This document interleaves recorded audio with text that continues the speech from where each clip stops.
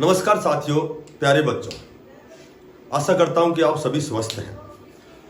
आज मैं आपको बहुत अच्छी ऑथेंटिक इंफॉर्मेशन, सही और स्टिक जानकारी देता हूं। और वो जानकारी जो साथी मेरे ऐसा उसमें मैसेज करते हैं, जो वैसे तो मैं आपको बता रखा है मैंने कि भाई मेरे पास इतना समय नहीं होता, लेकिन उन पॉइंटों के ऊपर जो डिस्कस मैं आज करूंगा आपसे बहुत ही संक्षिप्त रूप में, ज़्यादा समय खराब नहीं करूंगा। तो सबसे पहले तो जो डी ग्रुप है, क्योंकि मैंने कल एक बहुत अच्छी वीडियो बनाई थी, उसमें सारे आपकी सारी जो भी क्वेरीज हैं सारी मैंने उस पर डिस्कस किया था। तो डी ग्रुप में जो हमारे साथी हैं, कई चीजों पर उनका संशय और संदेह बना हुआ है। तो चूंकि मैंने बताया था कि भाई कोई चीज 100% में नहीं होती, लेकिन फिर भी मैं आपके लिए बड़ा अध्ययन करता हूं। जो भी बच्चों का, जो साथियों का जो मैसेज आता है, उस मैसेज को लेकर मैं बहुत अध्ययन करके आज मैं वो सारे पॉइंट्स आपके कंफर्म करता हूं कि जो डी ग्रुप के जो बच्चे हैं जो बड़े परेशान हैं, और परेशान तो होना ही है क्योंकि इंतजार बहुत लंबा हो गया। तो एक तो सबसे पहली जो बात है वो पोर्टल पे है। बहुत बच्चों के जैसे मैसेज आते हैं कि भाई पोर्टल पे, जो पोर्टल अभी जो करेक्शन का पोर्टल खुला था उन पे हमने लॉग इन कर दिया, ठीक है, यस नो कर दिया। तो बेटा मैंने कल भी बताया था कि ये मैसेज आप हर जगह मत करो।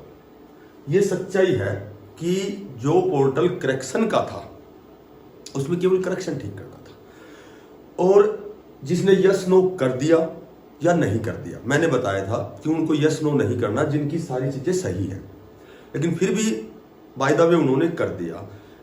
तो पोर्टल, ये पोर्टल केवल और केवल नाम मात्र का इसलिए था कि जिन बच्चों का करेक्शन था, जिनकी त्रुटियां थी, माइनर मिस्टेक थी, उनको ठीक करने के लिए था ये, ठीक है। बाकी इसमें ऐसी कोई चीज नहीं कि गलत हो गया तो हमारा सिलेक्शन रुक जाएगा, ऐसा कुछ नहीं। जब आपने इतनी मेहनत की है, इतना परिश्रम किया है, इतना वेट किया है, तो केवल एक पोर्टल है, एक पोर्टल की वजह से आपका सिलेक्शन नहीं रुकेगा। यदि आपने लॉग इन कर दिया है, यस नो कर दिया है या नहीं किया है, यस नो तो करना ही नहीं था। यदि किसी ने बाय द वे खोल दिया है उसको फिर बंद कर दिया है, तो ऐसा कुछ नहीं है, ठीक है। तो पोर्टल से संबंधित आप बिल्कुल क्लियर रहो कि ये पोर्टल में केवल करेक्शन ठीक करनी थी और इससे ज्यादा कुछ नहीं। दूसरी जो बात आती है कि मैं कहूं कि अभी है ना, 1 या 2 दिन में जो पोस्ट प्रेफरेंस है, जो पोस्ट प्रेफरेंस है, इसका पोर्टल आएगा। इसमें आपको यस और नो करना है। इसमें आपसे पोस्ट भरवाएंगे, ठीक है। पोस्ट प्रेफरेंस का मतलब होता है, एक तो सबसे खुशी की बात है कि जो डी ग्रुप के कैंडिडेट है उनको होम डिस्ट्रिक्ट दिया जाएगा, ठीक है। तो पोस्ट प्रेफरेंस में केवल आपको यस और नो करना है। अच्छा, इसमें देखो 2 बातें हैं भाई। एक ये भी मैसेज आया था कि यस करना है कि नो करना है। तो ये तो स्वाभाविक बात है कि सी ग्रुप का रिजल्ट पहले आएगा। ये तो कोई कुछ भी कहे, क्योंकि डी ग्रुप का रिजल्ट तो ऑलरेडी तैयार है। यदि सरकार चाहती तो ये रिजल्ट तो कभी का जाता।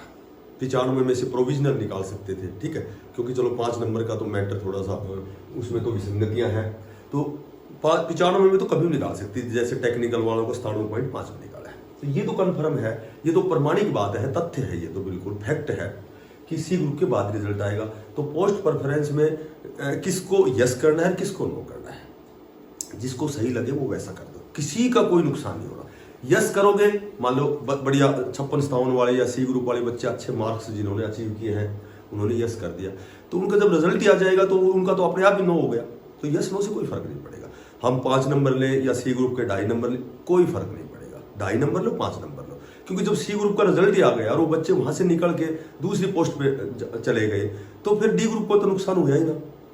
तो इससे कोई फर्क नहीं पड़ेगा। आप सारे यस कर सकते हो, 5 नंबर 2.5 नंबर अप्लाई कर सकते हो, इससे कोई फर्क नहीं पड़ेगा। क्यों? क्योंकि सी ग्रुप के बच्चे तो ऑलरेडी चले जाएंगे, तो डी ग्रुप बचेंगे, वो डी ग्रुप के बचेंगे। और 5 नंबर तो सरकार चाहती है कि 5 नंबर दे, नहीं तो फिर तो रिजल्ट ही आ जाता, ठीक है। तो ये तो आगे की बात है कि भाई 6 मार्च को 5 नंबर पे क्या फैसला होगा, और फैसला ये होगा आपके हित में ही होगा। तीसरी बात है बेटा पद के बारे में। क्या सर वास्तव में पद बढ़े? रियली पद बढ़े, लेकिन किसी चीज का बढ़ना घटना ये या तो कोई ऑफिशियल सर्कुलर पर डिपेंड करता है या फिर नोटिफिकेशन पर डिपेंड करता है। ऐसे नहीं हवा में तीर मार सकते, 22,000 हो गए, 25,000 हो गए, 17,000, ठीक है। ये मैं भी संभवतः मानते हैं, हम इस चीज को प्रोबेबिलिटी के आधार पर मानते हैं, ठीक है। ये नहीं है कि मैंने आपको पक्का बता दिया ये हो ही गया, ऐसा कुछ नहीं होता। पद, ये सच्चाई है कि डिस्ट्रिक्ट वाइज कि अभी डिस्ट्रिक्ट वाइज मैंने आपको बताया था कि 45,000 जो पोस्ट पद है डी ग्रुप के वैकेंट है, ये सच्चाई है। ठीक है, ये बिल्कुल सच्चाई है कि 45,000 जो पद है वो रिक्त है अभी हरियाणा में। तो अब जब तक नोटिफिकेशन नहीं आ जाता, वैसे नोटिफिकेशन आएगा, कंफर्म कहता हूं आपको, 1-2 दिन में नोटिफिकेशन आएगा कि इतने पद हो गए। जैसे 13,500 पद थे, ठीक है, 5 से 7,000 बढ़ाने की सोच रहे हैं। मीटिंग हो रही बार बार, HSSC वर्सेस फलानी, ये मीटिंगें चलती रहती है, ठीक है, लंबी, बहुत लंबी वार्ताएं होती है। तो उनमें बताया जाता है कि 5 से 7,000 पद बढ़ाए जाएंगे। ठीक है, तो 45,000 यदि पद खाली हैं तो आप मान सकते हो कि 13.5 से यानी कि 18.5, 20, 22, तो 20-22 तक भी होना कोई अतिशयोक्ति नहीं होगा कि भाई ये तो बहुत आश्चर्य की बात नहीं होगी। 20-22,000 पद हो सकते हैं, पर इनके लिए नोटिफिकेशन आएगा आपके पास कंफर्म। तो नोटिफिकेशन आने के बाद कोई चीज निश्चित होती है कि अब इतने पद हैं, अब हवा में तीर तो कितने मारो। हाँ, ये मैं आपको 99% कह सकता हूं कि पद बढ़ेंगे कंफर्म। ठीक है, उसके बाद में एक मेरे पास आया था कि जैसे भाई डीवी की लिस्ट कब आएगी, तो डीवी की लिस्ट कब आएगी ये मैंने बताया था, बहुत नो टाइम, शीघ्र, अति शीघ्र आने वाली है डीवी की लिस्ट। 56,000 जो शॉर्ट लिस्टेड कैंडिडेट है, अब तक तो अखबार में हमने 56,000 पढ़े थे। ठीक है, अब मैं कहूं कि 80,000 आएंगे, 78,000 आएंगे, ऐसा कुछ नहीं है। अब तो वो तो नोटिफिकेशन आएगा, पद कितने बढ़ते उसके 4 गुना फिर निकलेंगे। लेकिन ये मैं कह सकता हूं, ज्यादा नहीं तो 90% कह सकता हूं कि जितने भी डीवी के कैंडिडेट यहां शॉर्ट लिस्टेड होंगे, मे बी वो सारे बच्चे सेलेक्ट होंगे। अक्टूबर 2024 में डीवी में जो भी कैंडिडेट सेलेक्ट हुए हैं, जो शॉर्ट लिस्ट हुए हैं, 2024 तक विधानसभा के चुनाव तक, बहुत ऐसी कंडीशन है, मैंने कई बार बताई, समय खराब ही होना है। अक्टूबर 2024 तक जो डीवी में सिलेक्टेड शॉर्ट लिस्टेड जो कैंडिडेट हैं, वे candidate confirm D group join करेंगे। अब वो 3 वेटिंग लिस्ट निकले, 4 निकले, 2 निकले, वो भविष्य के गर्भ में है। क्योंकि अब भी देखो हरियाणा पुलिस की 2020-21 की जो भर्ती है, अब भी वेटिंग लिस्ट चल रही है, 2 तो आली, एक तो परसों ही आई है।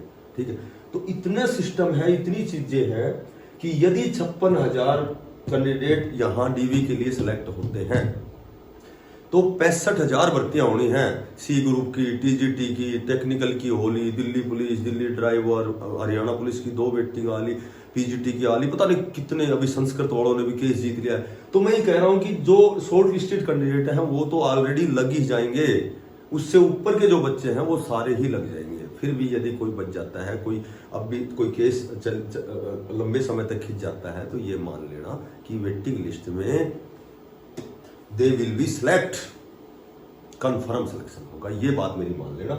90% में इसलिए कह रहा हूं कि 100% तो कोई चीज नहीं होती। ठीक है, अब कह रहे हैं कि भाई कई मैसेज कर रहे हैं रिजल्ट कब आएगा, ज्वाइनिंग कब होगी। ज्वाइनिंग मैंने बता दी 6 मार्च बाद होगी, क्योंकि डी ग्रुप का तो रिजल्ट ऑलरेडी कई दिनों से तैयार है। सरकार की मंशा है कि बच्चों को 5 नंबर दिए जाए, इसलिए ये कुछ चीज लंबी चल रही है। ठीक है, तो ये 6 मार्च को शाम 7-8 मार्च तक आपकी ज्वाइनिंग आ जाएगी। उससे पहले आपके पास डीवी की लिस्ट आएगी और प्रोविजनल रिजल्ट भी निकाल सकते हैं, 95 में से निकालेंगे वो। कोई अब भी मेरे से 2-3 वीडियो के बाद और भी साथियों ने बना रखी, और भी कई चीजें, लेकिन फिर भी बार बार कटो बच्चे, क्योंकि बच्चे जब इंतजार बहुत लंबा हो जाता है ना, तो तनाव आ जाता है। तो प्यारे बच्चों, तनाव मत लो साथियों, बिल्कुल तनाव मत लो। वही होगा जो मंजूर खुदा होगा। वो बात है कि जो भगवान करता है वो अच्छे के लिए करता है, कोई भी चीज गलत नहीं करता। होने बोले जो तुम्हारी किस्मत में है वो चल कर आएगा, और जो होने वाला है वो अवश्य होता है, जो नहीं होने वाला वो कभी नहीं होता। तो होने वाला तनाव मत लो। रिजल्ट कट ऑफ की वही बात है, मैंने बता दी 95 में से तो 62 वाला आराम से मस्त रहो, और 100 में से लास्ट में 65 से ऊपर वाला मस्त रहो। मैंने बता दिया आपको, इससे ऊपर नहीं जाएगी, मैं हमेशा ये बताऊंगा। और रिजल्ट आपको बता दिया, परिणाम आपको बता दिया। वो बात है, बोलो जब जीना हर हाल में है तो मुस्कुरा कर जीने में क्या हर्ज है। सोचो तो ख्वाब है जिंदगी, पढ़ो तो किताब है जिंदगी, सुनो तो ज्ञान है जिंदगी, और मुस्कुराते रहो तो बड़ी आसान है जिंदगी। Thanks to all.